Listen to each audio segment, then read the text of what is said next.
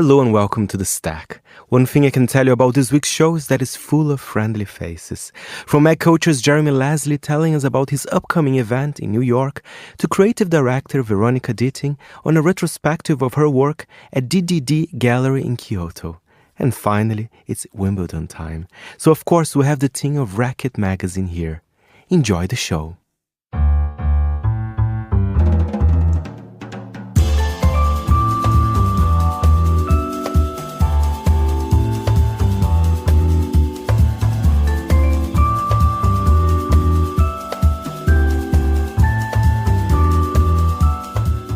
From Midori House in London, this is The Stack, 30 minutes of print industry analysis, and I am Fernando Augusto Pacheco. To start the show, it is always a pleasure to welcome the founder of Racquet magazine, Thompson, together with her managing partner, Steph Chung. Racquet always goes big on Wimbledon, and the new refreshed issue is a delight. I can describe it as cheeky, and also attention to all the fans of Wimbledon, the movie. There's an oral history of the film in the new issue. But let's hear now from Caitlin and Steph telling me all the delights of Racquet issue 24 and about the success of the brand. Media, it's a farm-to-table process. Even when you're aspiring to, win the world over, as is Racquet. I think sometimes you need to take a second, understand, calibrate where you are in the brand growth. And, I realized it was actually through a conversation with a gentleman who runs Front Office Sports, who's just brilliant and a startup guy. And we were having a conversation about where our brands were at the moment, our journalistic entities, but also the larger brand footprint. And he said, I've been doing this for about 10 years. It's been a brand for about 10 years, but it's really only been a business for about 5. And that really struck with me because I thought, Racquet is now in its 9th year. I'm so proud of it. It started obviously as a print magazine and has evolved into all these different forms, podcasts, short films, collaborations, events, etc. That's what we're here to do in London, is launch this beautiful issue as well as throw a party in Southwest 19 and talk to incredible people like you. But really, we've only been a business for the last couple of years. And in doing that, we really had to rejigger a lot about how we thought about how the editorial interplayed with some of the agency work, interplayed with some of the collaborations and some of the merch. And that took a second to rethink. We had been doing an incredible job building a ton of momentum, but also there were some parts of us that I think we needed to shed. And I think, we can get into the business specifics of what that means and how P&Ls for each of the business lines and that kind of stuff. But I think for your listeners, and what I love about being on the show so much, is that we're talking to people who really deeply understand editorial as an emotional object. And so I'll say this.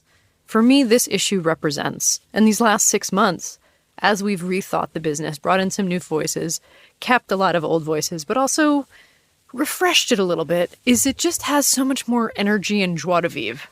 It was what I intended when I started it, and the magazine has always been beautiful. I think in the last couple of years it got a little sleepy, a little staid, a little art house in a way that is a good flavor, but if that's the only flavor in the stew, then you kind of only get people who like that flavor. And for me, I really wanted us to come back onto the scene with sort of a triumphant, playful, whimsical, beautiful ode to grass court tennis, but done in one that is just so optimistic and exciting, because that's really the flavor of what is happening in tennis right now. And I feel like we're really meeting the moment.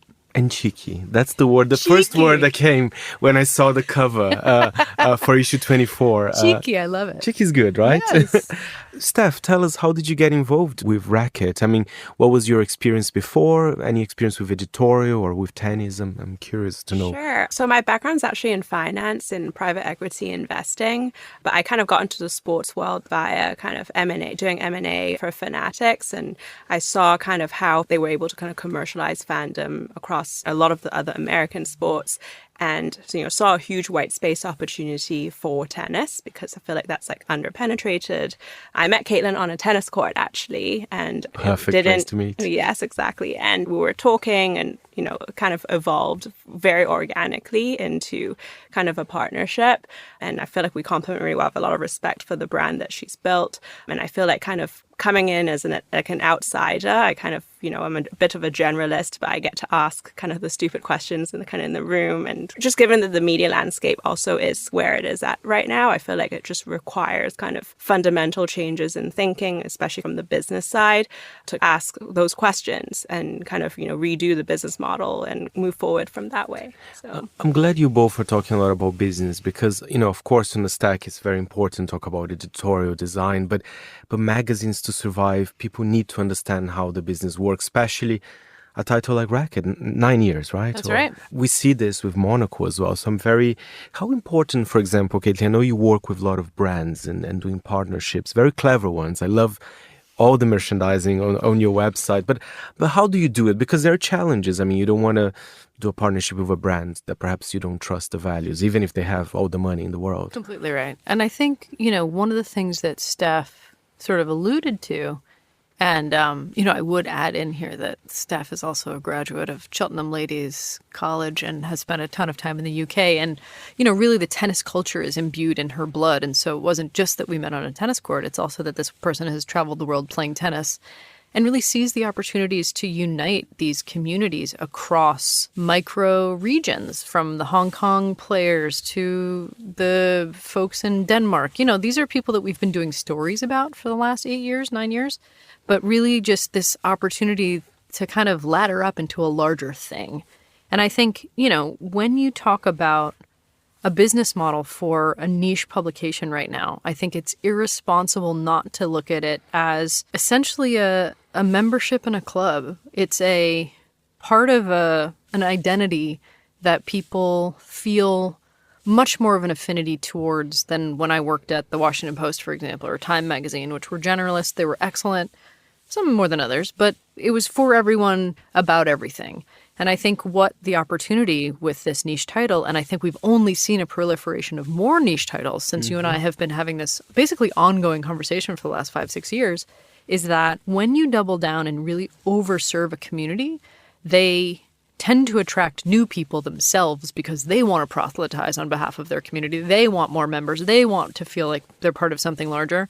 But also it means you can, if you do it carefully and respectfully, you can connect different parts of the ecosystem, brands being one of those parts of the ecosystems, but also tournaments, athletes, events, and in some cases, e-commerce and merch, travel experiences. These things all feel like they're part of a whole because they feel like something that you would do with your friends. And I think the authenticity that drives all of those things is the one part that has to remain exceptionally stringent. You have to make everything feel like it's part of a whole, and it also cannot feel inauthentic. And so the way that we think, and I never used this word before I met Steph, but having a finance background in the room with Steph's brain has sort of allowed me to kind of articulate what I think was always at the core of it, which is storytelling is our flywheel. Storytelling is the part that scales. The brand is the part that scales. And I know scaling in media feels antithetical and anathema, especially right now, especially with the collapse of the ad market. But I think if I learned nothing else from Monocle, it was the brand itself can scale because it can morph into so many different varieties, as long as that brand step kept meaning something really profound for the people who believed in it. And I think for me, that for us is storytelling all around the sport of tennis. And I think whatever iteration it takes, whatever form, as long as those are our North Stars, we will have the utmost flexibility and the ability to morph into a different format, maybe make an experiment, maybe withdraw if it doesn't feel right. But if that brand is our North Star, then I feel like we're doing something right, all powered by that storytelling, which we know our audience really wants and connects to. Absolutely. Steph, I'm just curious. I mean, I think Wimbledon is probably one of the most important tournaments. And I think for Racquet as well, it's quite a special place in your heart, right? What's your experience here with Wimbledon? Because you did grow up a little bit here in the UK, right? Yeah, I mean, I remember it's always around when we were taking our final exams during Wimbledon. So we would rush back from kind of it's like approaching end of term. You're very excited. And I remember just very well, like running back to like kind of the boarding house. We shared 60 girls, like sharing one small television. And we would just surround ourselves in the common room, just like watching TV, like just watching Wimbledon. So I just have such fond memories of that growing up. And, I got to visit a few times as well, which which, has always been so special. I think it's my favorite Grand Slam to go to. So it's amazing to kind of be back here for it. And it's important the Racquet is present here, right? I mean, you mentioned the event this week, so it's very good to be here, because that's another, I think, lesson in magazines like yours, Caitlin, the fact that it's not just about social media. Sometimes it's nice to be present, right? To connect with people that might be potential readers of the magazine. Potential readers, potential community members, and just making your values lived. My hope is that everybody picks up these beautiful issues and reads them cover to cover. My expectation is that they probably browse and maybe find one or two things that really draws them in, and that's just fine. But what doing an in-person gathering enables us to do is really live the values of the magazine and the world in a way that's tangible. I remember even just having a conversation an hour ago at a lunch where somebody was asking me, like, hey, can I add a few people to the guest list? And I said, we're almost at capacity, but absolutely. Our policy is always open door. And the reason it's open door is because we want people to feel like they can step into this world.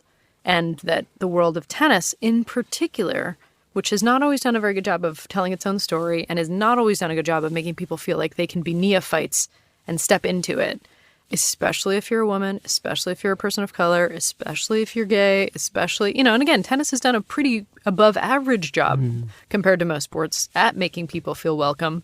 But still, it's always been a little bit too much about which is the pro player that you like the best. What's the ranking? What's the string pattern? And the truth is that doesn't matter at all.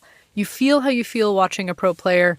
Maybe you feel even better playing the sport yourself or watching it. It doesn't matter to us. What matters is that you feel like you can step through the door and be part of it. And I think, from a sentimental side, it's beautiful and wonderful to talk about because it makes me feel good.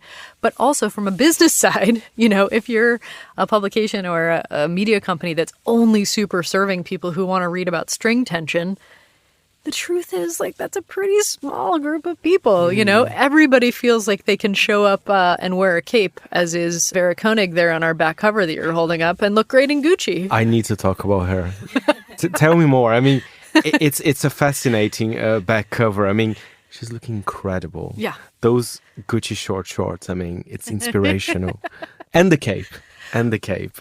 Steph should explain, because Steph actually cast this cover story that we did, which was really an ode to making the club player the protagonist, which goes along with what I was saying, which is, of course, we know the Grand Slam champions, but tennis can make you feel like you're walking under center court, whether you're playing at your local public high school battered facility or someplace really beautiful. And so Steph actually cast our cover story. Tell us about the story, because it's incredible. And of course, she's having, is it a martini? A drink. It's a cocktail. A fabulous cocktail in her hands. Yeah, so this photo shoot, it was a Gucci shoot that took place at my tennis club, the West Side Tennis Club, which was where, the US Open was before it moved to Flushing Meadows. It's a super special place. It's, it has such a diverse community. It's in Queens. And, over the years, it's changed so much in terms of kind of the mixture of the people who go there. And, we're so proud, the community, it's like a second home to a lot of the members. And I actually met Vera on my first ever club tournament. She was my opponent. I thought she was amazing. She's been playing tennis into her 70s, 80s. She still stays active every week. She should see her every week at the club. And we thought that when, it was such a good idea that Caitlin had to kind of, shoot the members who play tennis. And she was on top of our list just because, she's very well known at the club as well. And everyone loves her. We also have film Julio. about her. No, she really, you really can. She's fabulous, as is Julio, the hair salon proprietor, as is Cho, the biotechnologist. We just wanted to show real people like they deserve to be dressed like Yannick Sinner, but as the main characters of their own story. Because again, if you play tennis, whatever level you play at, if you're out there on the court, it's you. You're out there. You deserve to have the treatment that you're, a Grand Slam star. And I think for us, the beautiful grass courts at Westside provided just an incredible backdrop to launch our Wimbledon-themed issue. But really, it was just more about these people and talking about like I was saying, that storytelling flywheel that powers everything. Without a story, these are just nice pictures. But the story of it is really what makes it resonant, and I think why people will connect with it. It's not the only amazing story in this book. I think that we have quite a few that are really fun. There's quite a few. Sorry, one that caught my eye, An Oral History of Wimbledon, the movie, of course. Oh my God. I mean, thank you, because I'll be definitely reading this one. I like the film. It's a piece of camp history. It's the 20th anniversary of Wimbledon, the movie. And the author, Kara Connor, got a lot of the cast, including some of the pro athletes who play themselves, to talk to her about it. And it turns out Mary Carrillo, who's a very famous broadcaster, told Kara that she showed up on the first day of shooting and asked Paul Bettany, who is the star, how many takes have we done? Which day of shooting this is? And they were like, actually, this is the first day and this is the first scene. And then she says, well, I've obviously got to set the tone for the entire movie. And if you know Mary Carrillo, you know she's going to bring it. And of course, she plays herself in this hilarious way. And it's a piece of high camp, but also in an era where Challengers is now dominating the discourse. We've had a Netflix show called Breakpoint talking about tennis. It's a fun reminder that there have been these moments in the past that now we get to kind of reflect back on and remember as part of this like sort of ongoing dialogue. I couldn't be more thrilled that tennis is really having this moment it deserves. And my only, I don't want to say concern, but my main motivation is just having grown up in the 80s when tennis was booming, played on public courts, and the notion that it kind of disappeared and atrophied a little bit, but now it's back. My goal with Racquet, in all the things we do, the print magazine, the events, the parties, the clothes, the everything, it's just that doesn't happen again, because I feel like the sport deserves to be this bigger thing and to stay here. And now I think we have the chance to do that. Thank you very much, Caitlin and Steph. Always a pleasure. Issue 24 is out now. For more information, go to racquetmag.com.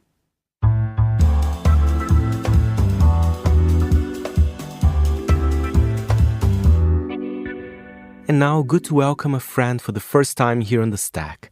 Creative director Veronica Ditting, founder of award-winning Studio Veronica Ditting.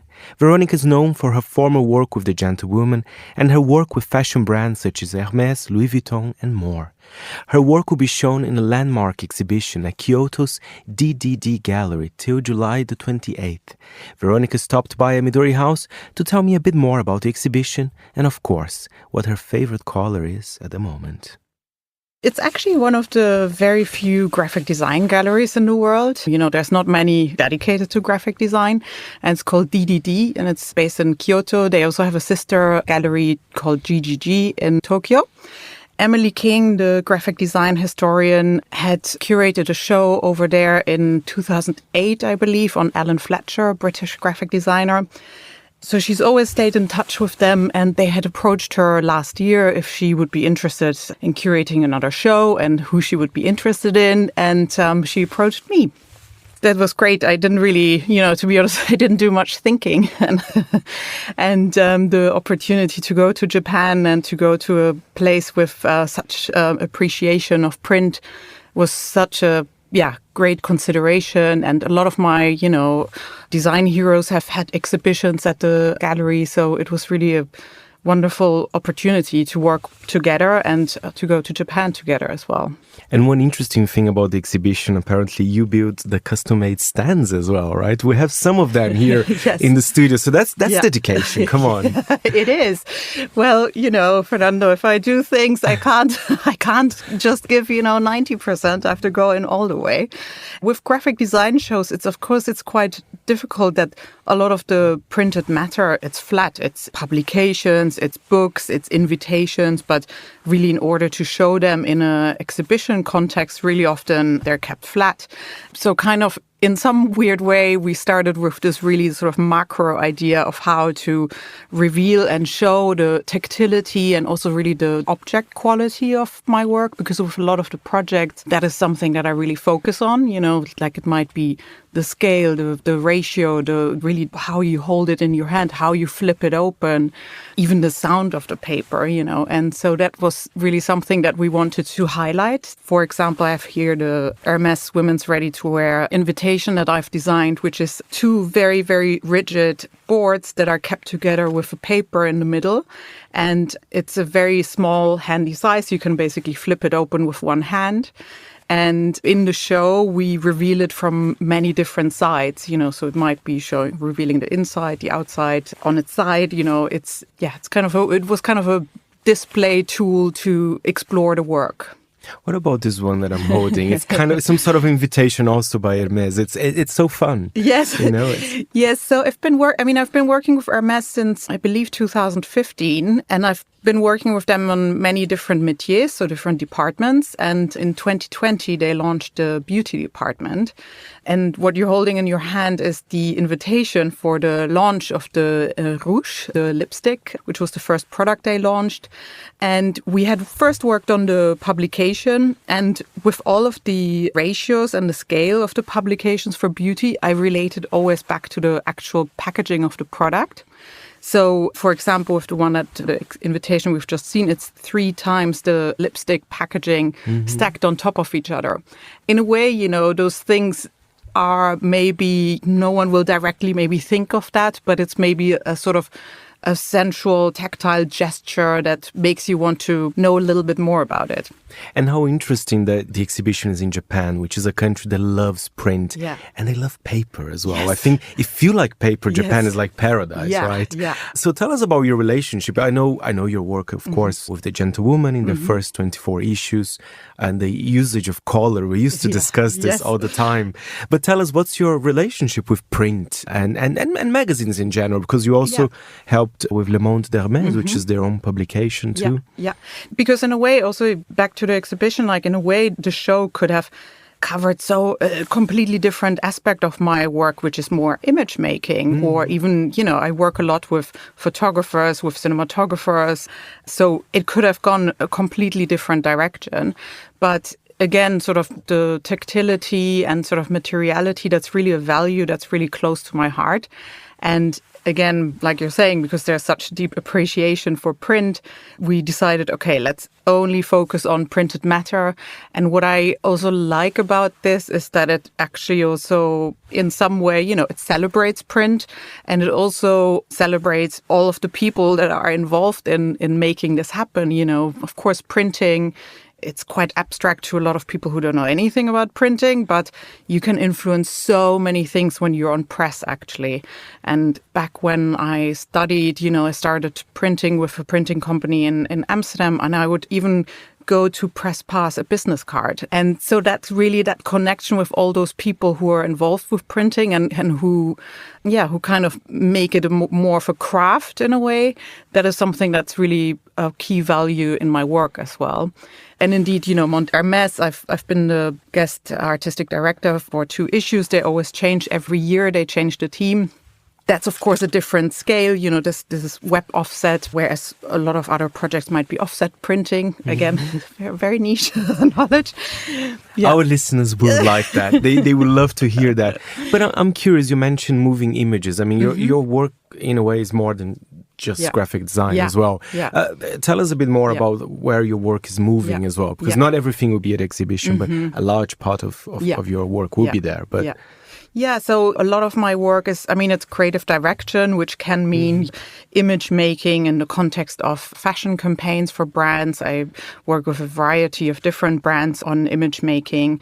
So that really means that you're the one who formulates the concept and who briefs the people who are involved in the shoot and who also edits the images and creates sort of maybe if it's a publication, creates, of course, also the rhythm of it. It's really about shaping the material and also being there really from the start to the end and being sort of the one connecting person who tries to keep it all together. And another curiosity I have, of course, those fashion brands and the large groups, they're becoming so powerful. They're sometimes the biggest companies in the world. Yeah. So I wonder how much freedom also do they give you? You were just mentioning that in the Louis Vuitton case that you suggested something, they accepted.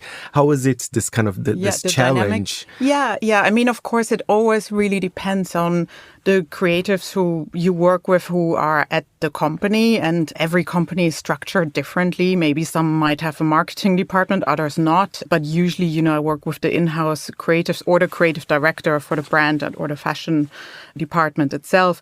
It's a really sort of case-to-case basis. With some, it's maybe there's a sort of stricter guideline in terms of what they want to communicate than with others. It's hard to put it all into one sentence, to be honest. I would like to ask, of course, you can't review everything, but what are you working at the moment? What's next for Veronica? Of course, by the way, if you are in Kyoto, it's open until the 28th of July. I think people should go and see it. If we do have a big market there in Japan. Thank you. Yeah, so as you know, with fashion, you can't reveal anything until it's out. So, so at the moment, I'm just finalizing a campaign we've been working on, which is still imagery and moving image as well. And then we're working on a range of editorial projects for different brands as well. Again, can't reveal too much, unfortunately. So those are all print related, and there's one project that is kind of reformulating a very iconic print object. But I can't spill the beans, I'm afraid. Yeah. But you might have to come back in the stack, perhaps in a few months' time or something like that. I'll ask you a very random question. You might not be prepared for this, but okay. I always trusted your usage of color. I remember, even when you did the gentleman covers, I was like, oh, it's yellow, time it's orange. I was always fascinated by it. What are you feeling? Which color are you feeling at the moment? It's actually quite a funny question. I love it actually coming from you, because indeed we used to discuss quite a bit about color. And I remember that when we met, you continuously said to me, you should do an orange cover for the gentleman. And I always said, no, it's never happening. It took only, 23 issues. I remember you texted me when it was revealed. Yeah. But it depends kind of on what, It's like in terms of paper and print, I'm in my, warm colors phase. Even the exhibition, there's everything is on linen-lined tables that are all in a red, but with a very strong orange hue. So I love a burnt orange, darker red. There's so many different sort of tones and hues within that range that I really love. But I also had definitely a blue face. At the moment, that's on pause. Okay. Burnt orange, red. Yeah. Sounds very good to me. Veronica, what a pleasure. Thank you so much for coming in, and you might have to come back. Thank you so much, Fernando. Pleasure to be here. Thank you so much, Vero. The exhibition, curated by design historian Emily King, is on until July the 28th at DDD Gallery in Kyoto.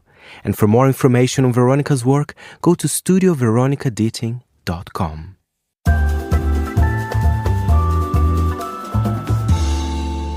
Finally on the show, a man that is often mentioned by our guests. It's Jeremy Leslie from Magculture, the incredible London shop selling all the magazines you need.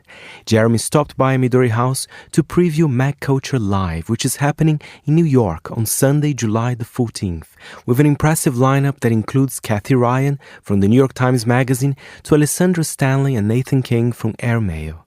Hello, Jeremy. One of the joys of having a magazine shop is that every day is like Christmas. There's new boxes of magazines arrive every single day, and it's hard to keep up with. There's always a kind of backlog. Right now, there's some great kind of classic magazines that have reinvigorated our shelves. Got the new Interview magazine from the States. Interview's doing so well, right? Yeah, they're really on it. And what's impressive about that is, A, that it's 55 years old, and it's almost as relevant as it ever could have been and would have been. But also, this iteration's been doing it for several years now, and they keep pumping them out, and this one's got Billie Eilish on the cover, and it's a kind of return version of one that came out about a year ago where Billie Eilish interviewed Lana Del Rey. This time Lana was interviewing Billie, and it's another great cover, another great shoot, another great interview. I need to get this one for sure. And we were talking the other day when you came to a Monocle event that people actually, they queue in for interview. They're always asking you, Jeremy, when is it coming out? So there's still a lot of desire when it comes to magazines, right? Well, I think what they're doing is kind of like almost social media zine. It sort of hits with the right people at the right time. They did Rihanna as a nun, and they're doing something really clever. It's just very, very of the moment, and they keep hitting that moment. Well, and you are heading to the US next week. There's a very special event. It's not the first, because I know you have quite an established presence in New York now. It's the Magculture Live in New York, Sunday the 14th of July. That's right.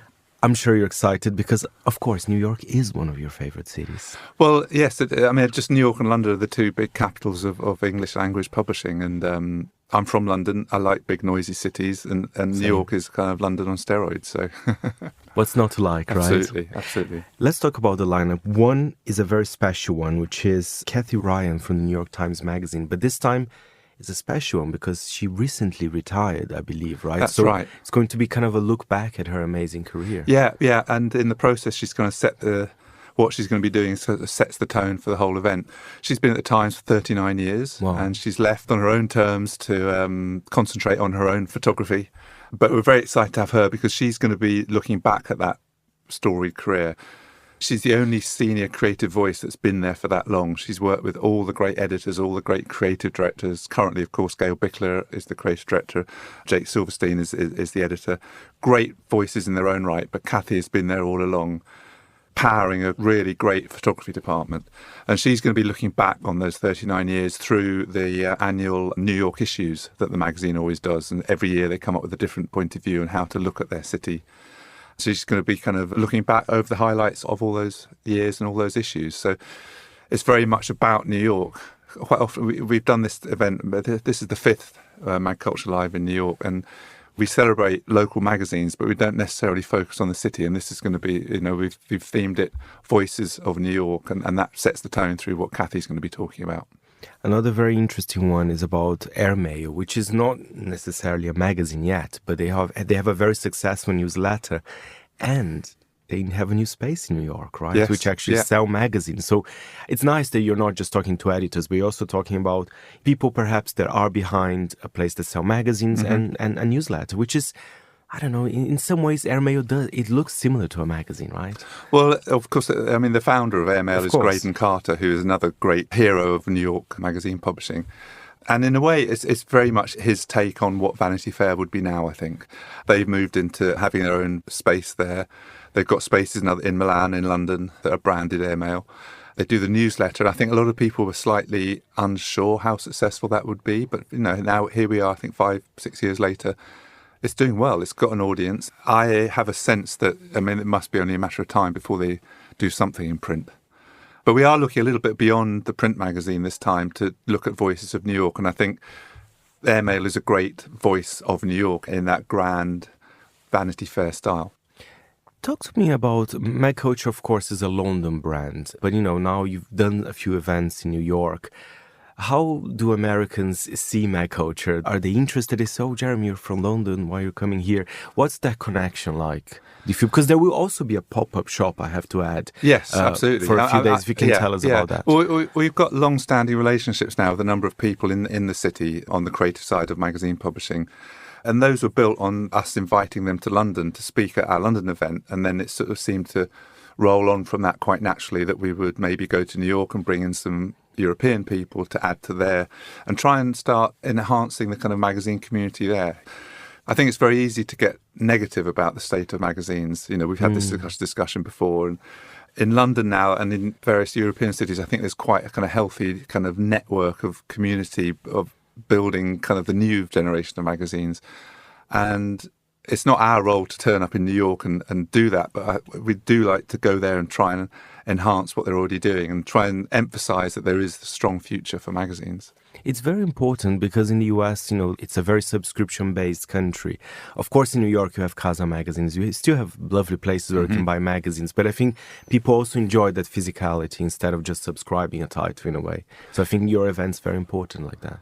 Yeah, it does bring out a regular group of people. And I think we're beginning to build a group community feel around not what we're doing, what's happening there. We're helping them celebrate what's already happening and highlighting various things. I'd love to see a future where we do more in New York. Can people still buy tickets for it? Absolutely. At the moment, there are still some tickets left, yes. Magculture.com. But it's only 1 week away, so... Magculture.com, right? Yes, absolutely. Perfect. What about, will people be able to see anything online as well? Or would there be... Well, you don't have to be in New York. It's all live streamed. We started Magculture Live in New York before the pandemic, and the pandemic interrupted us. Now we're back doing it. But what we learned during the pandemic is the technology to live stream is now much more accessible, both in terms of us doing it, but also in terms of people being willing to watch it. So if you're interested, you can also buy a ticket for the live stream. Thank you very much, Jeremy. And if you are interested in buying tickets for Magculture Live in New York, go to magculture.com. And that's it for this week's show. My thanks to our editor, Jack Jewers. If you have any comments or queries, feel free to drop me a line at fb@monocle.com. I'm back next Saturday at 10 a.m. London time. Meanwhile, you can subscribe to The Stack on Apple Podcasts, Spotify, or monocle.com. You've been listening to The Stack. I'm Fernando Augusto Pacheco. Until next time, it's goodbye from me.